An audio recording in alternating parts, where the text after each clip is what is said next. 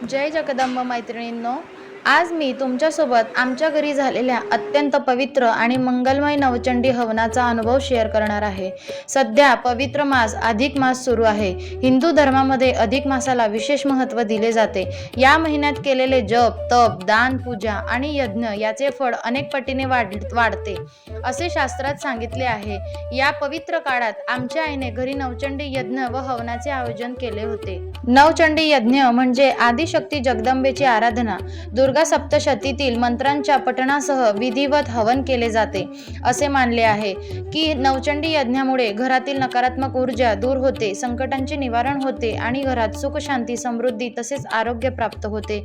या मंगलमय कार्यामध्ये आमच्या आईने विशेषतः सर्व जावयांना आणि मुलांच्या हातून हा नवचंडी करण्याचे आयोजले होते।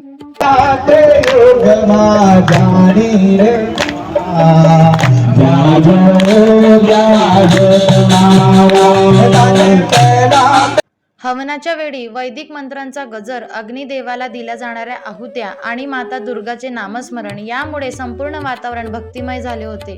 प्रत्येक आहुतीसोबत मनातील वाईट विचार, चिंता आणि दुःख अग्नीत समर्पित केल्याचा अनुभव येत होता। या पवित्र प्रसंगी सांगण्याचा मुद्दा असा की जे माझे गुरु, ज्यांना मी आई म्हणते, ते फक्त गुरु नाहीत, ते माझे मायबाप आहेत, ज्यांनी मला कधीच अंतर दिले नाही, पोटच्या मुलीसारखं जपलं। आई वडील वैकुंठाला गेल्यानंतर वाटलं होतं आता कोण, पण आईने मला पदरात घेतलं। त्यांच्या मायेनं आईची कमतरता कधी भासू दिली नाही। आजही त्यांच्या मार्गदर्शनाखालीच प्रत्येक पाऊल पडतं। ते आहेत म्हणून मी आहे। गुरु असावा तर असा अभिमानाने सांगते, मी त्यांची मुलगी आहे।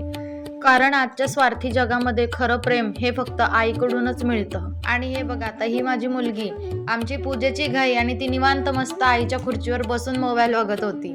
आता आम्ही राहतो गुजरातमध्ये म्हटल्यावर गरबा तर झालाच पाहिजे, तर देवी आईला मनवण्याचा छोटासा प्रयत्न।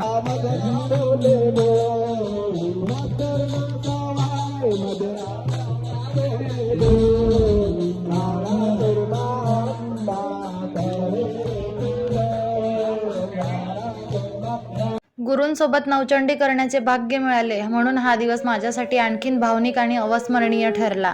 नातेवाईक, मित्र, परिवार आणि भाविकांच्या उपस्थितीमुळे हा धार्मिक सोहळा मंगलमय अधिक झाला।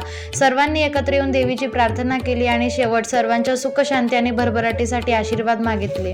अधिक मासामध्ये आपणही शक्य असेल तेवढे दान, धर्म आणि पूजा करा। माता मेलडी आणि कुलस्वामिनीची कृपा तुमच्या सर्वांवर राहो। प्रत्येकाच्या जीवनात आनंद, यश आणि समाधान नांदो, हीच जगदंबे चरणी प्रार्थना। मैत्रिणींनो, माझा हा व्हिडिओ कसा वाटला नक्की लाईक करा आणि सबस्क्राईब करा चॅनलला। तोपर्यंत जय मा मेलडी।